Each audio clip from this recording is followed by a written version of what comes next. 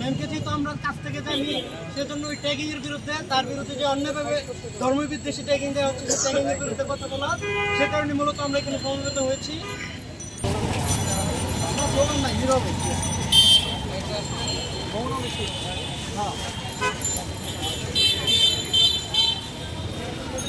দেখা গেল যে আবু সাইদ মারা গেছে জুলাইয়ের অভ্যুত্থানে, তখন আমরা দেখিনি সে জামাত ছিল নাকি শিবির ছিল বা অন্য কোনো ব্যক্তি ছিল।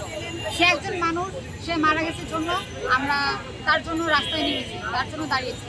তো যার কাছে মানে এইরকম বাইরের কোনো আইডিওলজি ম্যাটার করে না, তাকে কিভাবে ইসলাম বিদ্বেষী ট্যাগ দিয়ে এই কমিটি থেকে মানে ভেঙে দেওয়া হলো, সেটা আমাদের বোধগম্য হচ্ছে না। তো এই অপপ্রচারের বিরুদ্ধে আমরা মূলত দাঁড়িয়েছি বা আজকে আমাদের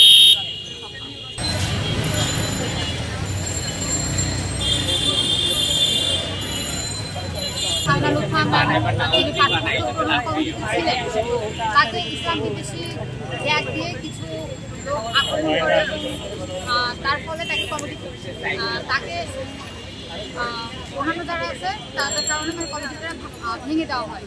কিন্তু সামনের খাবার মোটো ইসলাম বিদ্বেষী নন, আমরা তার সরকারি স্টুডেন্ট এবং তিনি একজন মানবিক মানুষ। জাতি, ধর্ম, বর্ণ, গোত্র নির্বিশেষে তিনি সবথেকে বেশি যে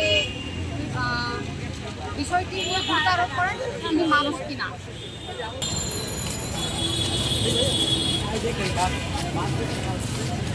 এভাবে পরিকল্পিতভাবে একজন শিক্ষককে হেনস্থা করা, ইসলাম বিরোধী ট্যাগ দিয়ে মাইনাস করার যে অপচেষ্টা করা হচ্ছে, সেটা আমরা সাধারণ শিক্ষার্থীরা, আমরা সমাজ বিজ্ঞানের শিক্ষার্থীরা প্রতিবাদ জানাই।